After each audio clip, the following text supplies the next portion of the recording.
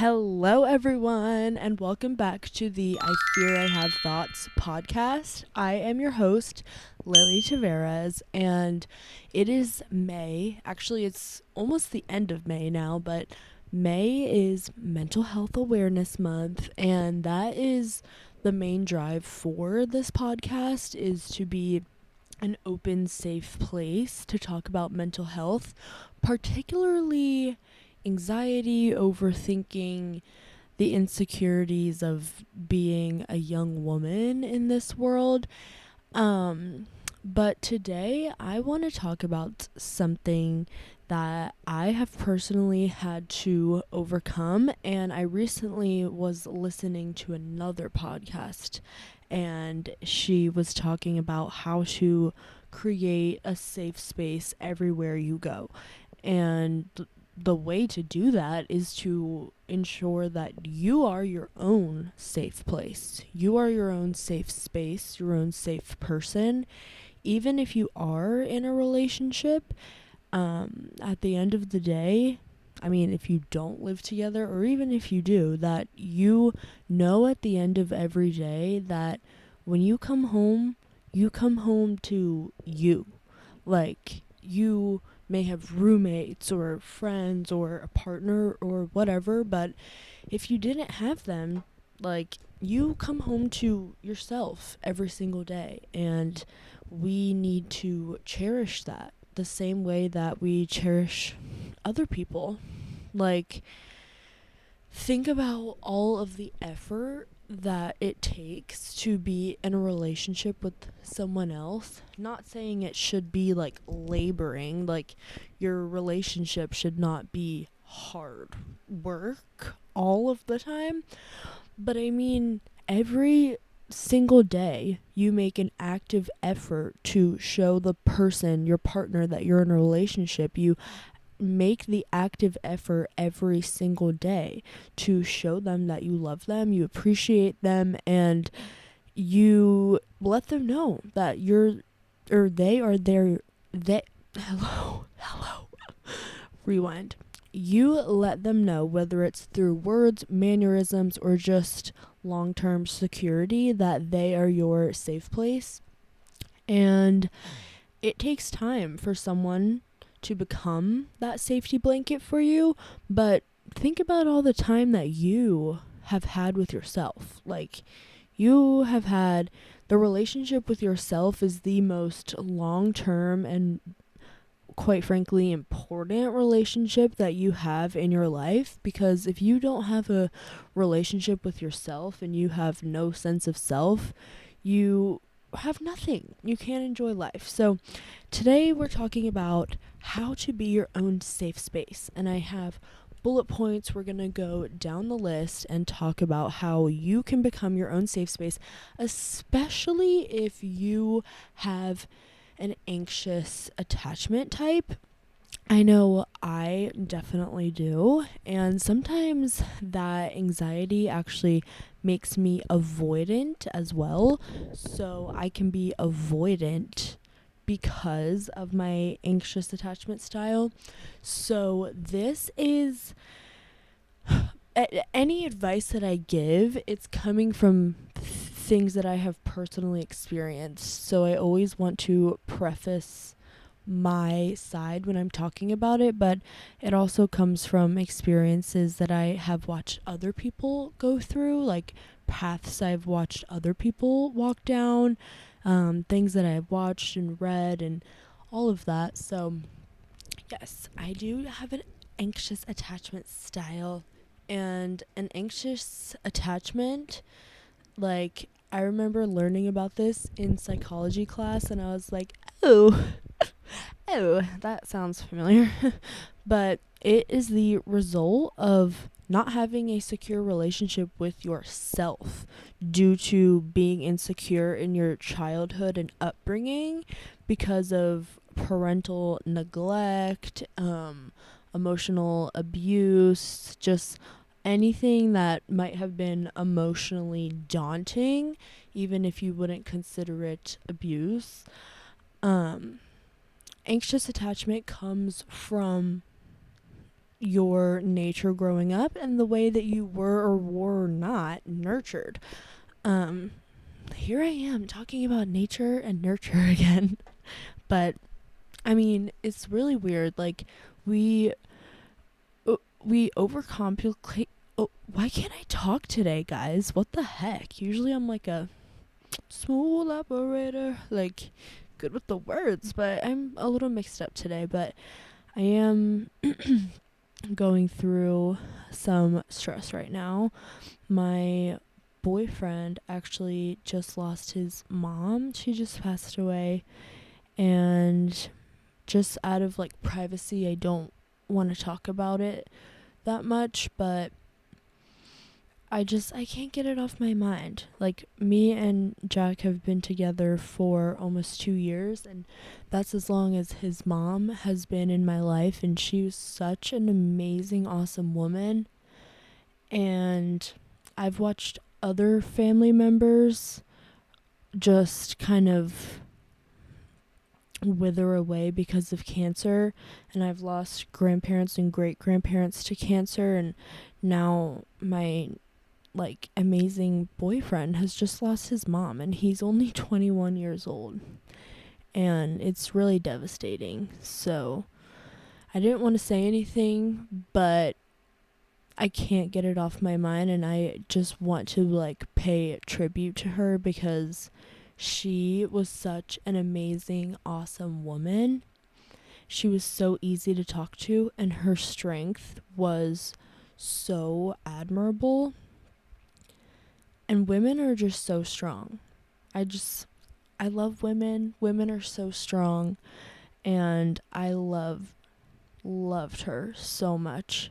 And I'm just glad that she's no longer in pain anymore. She's in heaven. And yes, Amy, I love you. You were always such a queen to me. And if anyone else is dealing with a loss right now, I hope that you are doing okay. It hurts me so bad to see my boyfriend in so much pain, but I try every day to bring light and happiness into his life. And yes, part of that is putting light and happiness into myself. That's another thing, is I can be a safe place for my boyfriend, for example, but it's really hard to be there for someone if you aren't there for yourself as well. So that's what we are talking about today, but I really just had to get that off my mind, and honestly, I'm relieved, and I just wanted to pay tribute to her because she's the most amazing woman ever. But anywho, the first step into becoming your own safety net, becoming your own safe space, is you have to commit to the bit. You have to commit to the process. You can never begin something when you're really ready. Like, you can never know when you're truly, really ready. Like, that's only a word. There's not an exact feeling for feeling ready, because even when you do feel ready for something, you probably are also second guessing it, and it's just a matter of when you get yourself to act on it, jump on it, and you just need to make the decision to do so. Like, you can't have results unless you begin. You can't see any kind of progress unless you begin. Like, you will just keep thinking about it every single day until you just begin. So that is the first thing. Commit to the bit. Just begin. Begin the process. Agree and promise yourself that you, from now on, are making yourself your safe place. And in order to do that, don't judge your feelings when they pass by. You may have some kind of resentment in your heart towards something or someone. Don't hold it against yourself. Don't try to make yourself feel bad, or if you're feeling a certain way just because society or the other person involved may want you to feel a certain way. Like, allow yourself and accept yourself to feel whatever you are feeling, because that's the only way that an emotion can truly pass through, is if you just let it do its course. So you have to accept the things that you're feeling, and the same way that your safe person, who you are now making yourself, but the same way your safety person, like for example, your mom, say you're crying to your mom about something that happened with a guy, he screwed you over. To your mom, like, you can do no wrong. Like, that's not your fault at all. But then later that night, you find yourself being like, was I not good enough? Was I not this? Blah, blah, blah, blah, blah. Like, your safety person would never think that, because you are. You are enough. Like, the reason that things don't work out, like, it takes two to tango for everything. You don't have control over everything. So don't internalize it and always create the idea of, oh, this, I didn't get this opportunity, or I got this bad thing come my way because I'm not enough, or there's something wrong with me. Don't do that. Don't do that. You're showing yourself that you are not safe to express your emotions and to just show how you're really feeling. And when you are by yourself is where it's really important to be able to fully feel what you are feeling, acknowledge it, and not be mad at it. So something else I have written down is make goals for yourself, or non-negotiables. Like, for example, make a goal to say affirmations to yourself every morning, or every night, or after work, or after the gym. Make a goal to go to the gym X amount of days a week. Make a goal to go to yoga class, spin class once a week. Set a goal every night before bed. You journal. And maybe you're like me, where you're a little bit more type B, and it's like really hard to stick to a routine hobby habit. Like, it's hard to do something, like, to integrate a new thing into your everyday routine. Well, if you don't journal in a book, type how you're feeling on a computer. It's easier. Or get an app, like a journaling app, that just gives you prompts and you don't have to write a novel. Like, make exceptions for yourself for those non-negotiables, but don't, like, hold yourself to a standard. Still have those non-negotiables, but, like, you can bend the rules a little bit if that means that you're actually going to do them every single day. Like, you can make it a more broad daily thing, like daily mind work, whether that's journaling, podcasts, coloring, like whatever, just something like that every single day.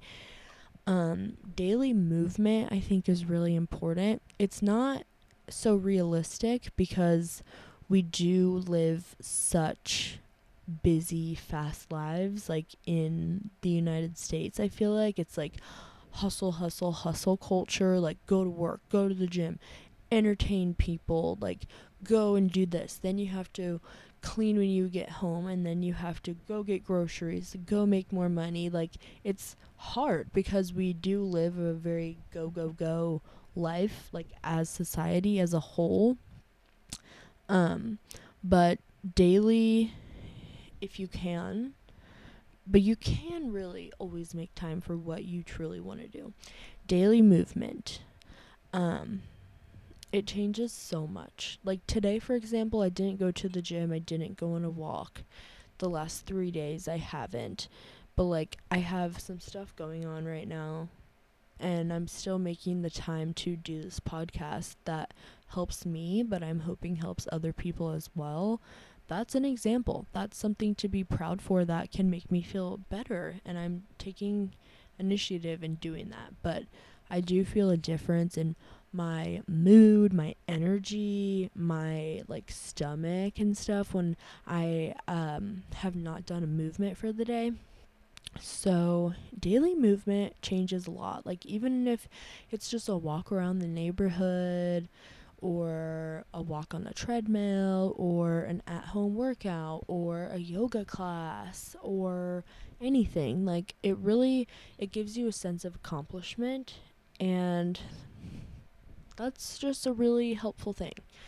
Um, being with yourself, like, if you are a codependent person and you don't like being by yourself ever, it's so much easier said than done, but being with yourself doesn't mean that you're alone or like isolated. Like, being me, for example, I love spending time by myself. I just think it's so nice, and I never feel lonely. Like, I don't know. And I can't tell you one thing that made me achieve this. Like, when I was younger, I was very codependent. Like, I wanted to hang out at my best friend's house every single day, and when I was in a relationship, like, I was wanting to hang out all the time, which I still do, like with my current boyfriend. My current boyfriend. I did not mean to say that. I just meant because, like, I was talking about the past, and I'm saying in my relationship now that I hope to goodness gosh will last forever. Um, I want to see him every day, but it's not in a toxic way where, like, we're clashing when we're not together, fighting when we're not together, I'm crying when we're not together, I'm feeling lonely when we're not together. But when I was younger, that is what I experienced. I had this like codependency, and looking back on it, that's so gross. Like, I'm embarrassed. And now, like, I'm like, oh, I wish I was with my boyfriend, but it doesn't make me like spiral. Like, being codependent and having that anxious attachment style is the worst combination for a person. Like, OMG. It just makes everything feel like the end of the world. And here's what I'll say. What made me not feel like everything that happened to me was the end of the world anymore was understanding that the world is right here. Like, for real. The world is in my heart, in my mind, in my body, in my soul. And no matter what falls through or crash down, I always had me at the end of the day, and only up. Like, I'm a huge believer of, like, it can only go up from here, and it'll come down, but it'll go back up again. So, I don't know. I just think it took a lot of sadness to get to this level of positivity, but it is so important to me to stay positive, and it's so important to keep myself as centered as I can be. And just the fact that I'm the one that does that for me, I do that for me. I have dug myself out of every single thing. I have had depression to the point of self-harming. I had such like suicidal thoughts, and I did not want to be alive. I didn't want to try to see things out. I didn't like it's like I literally didn't have the brain capacity to imagine a better life until I just got so sick of feeling that way that it's like something switched in me.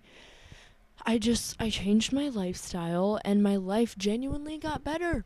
Like, shocker, but it's so true. That's why the first bullet point that I wrote down and read today was commit to the bit.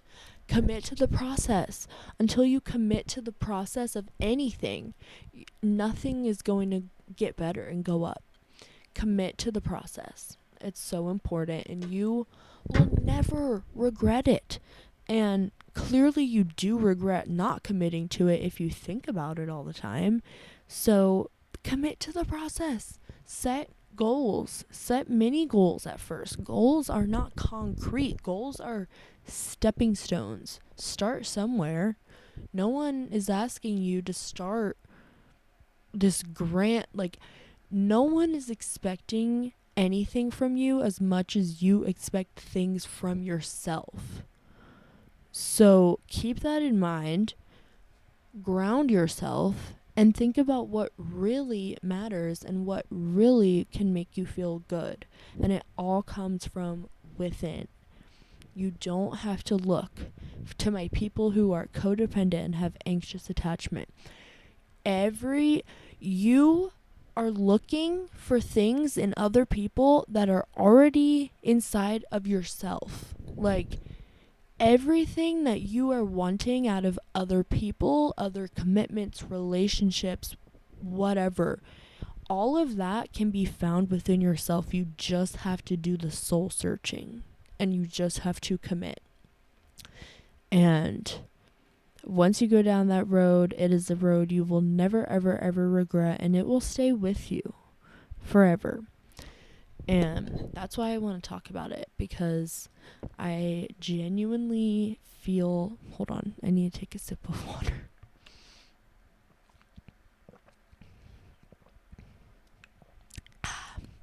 I feel like emotional right now.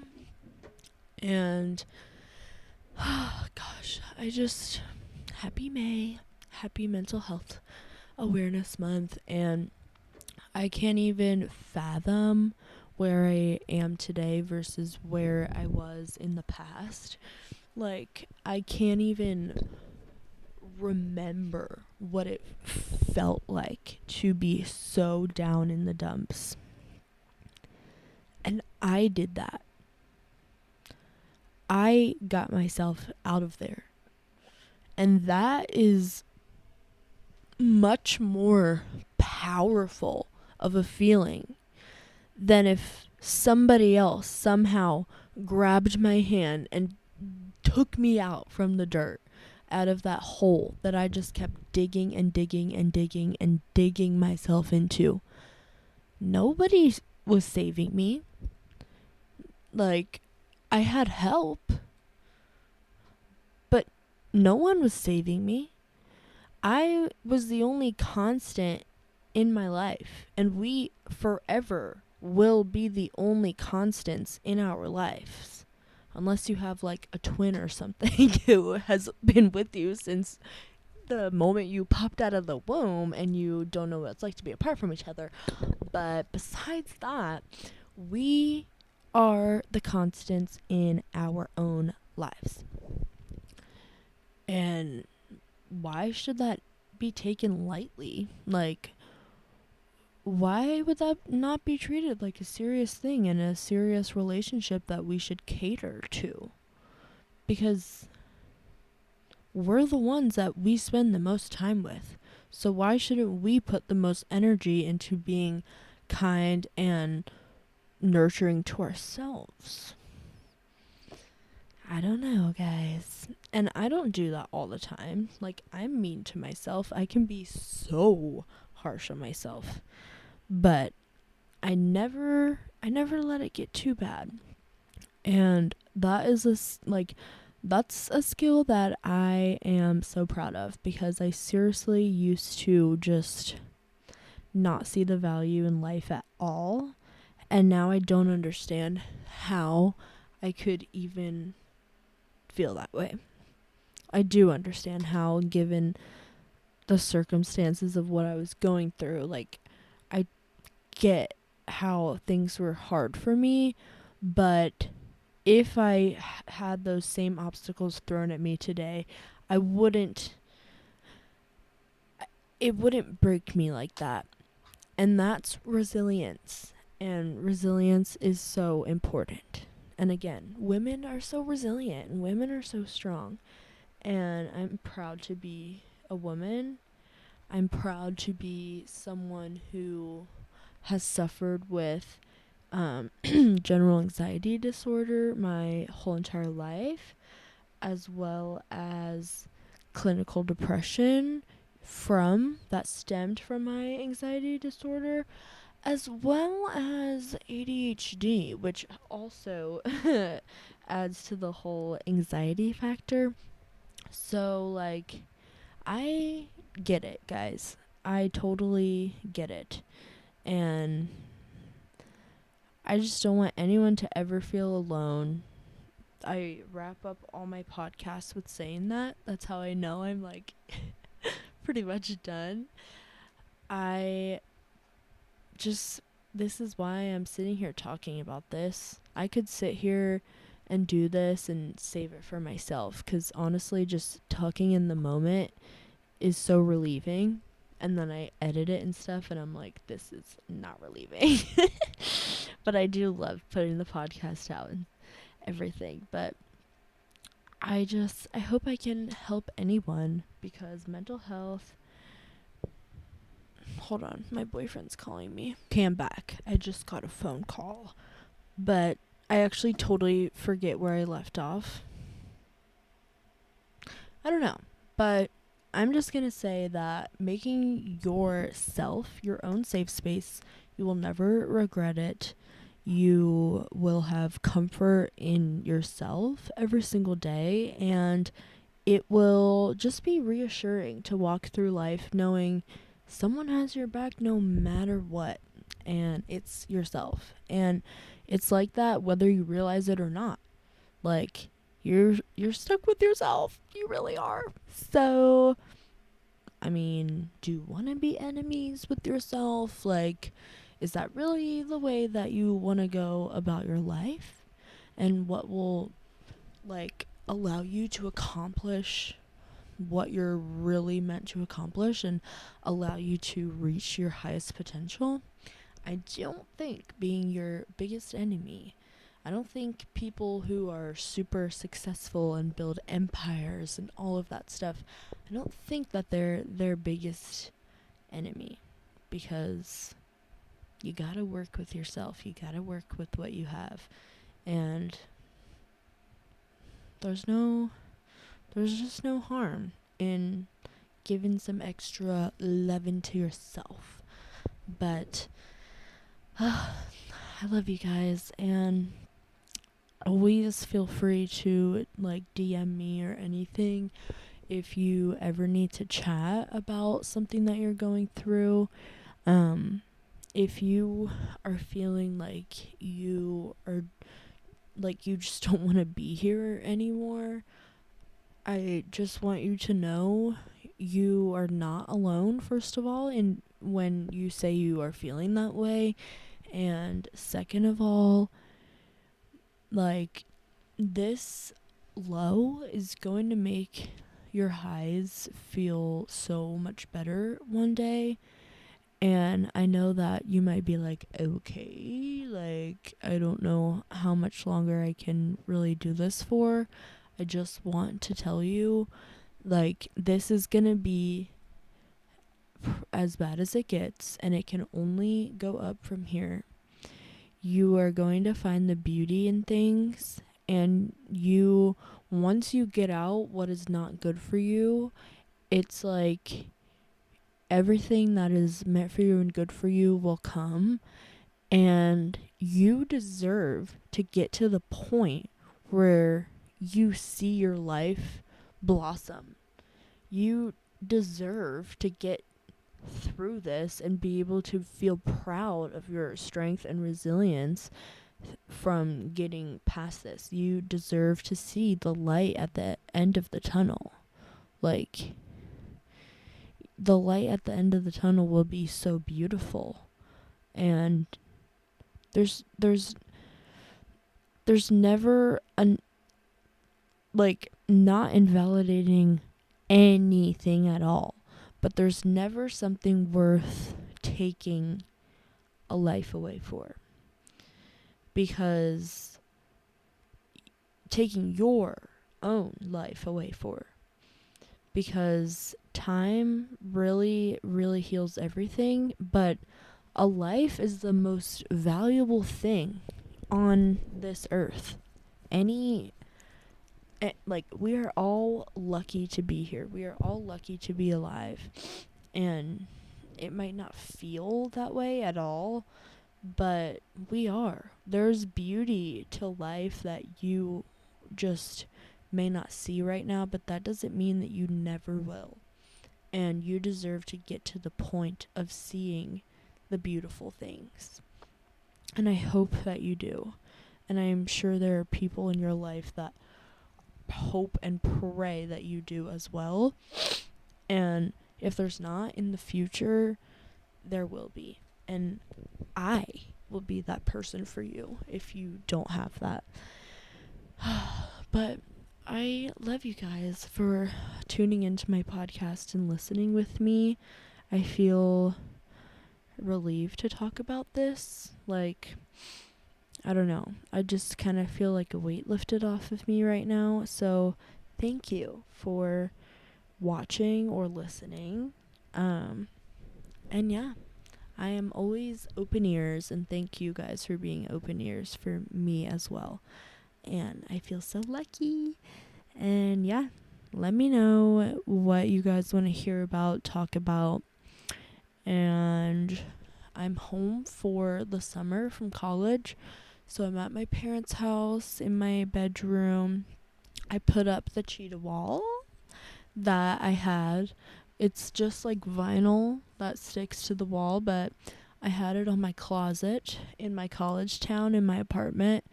And I just love it for the background of the podcast. I think it's so fun. So I bought some more and I put it up here. And there's still creases like there was at college, but whatever. It does look smoother now because it's not on 2 closet doors. It's just on one wall. But yeah, thank you guys for watching. I kind of want to put some stuff on here. I think that would be cute. I have to figure that out, but I love you all. And yes, I'm tired. I feel so nonchalant. I have my morning voice. Even though it's 9:30 at night. I'm just sleepy.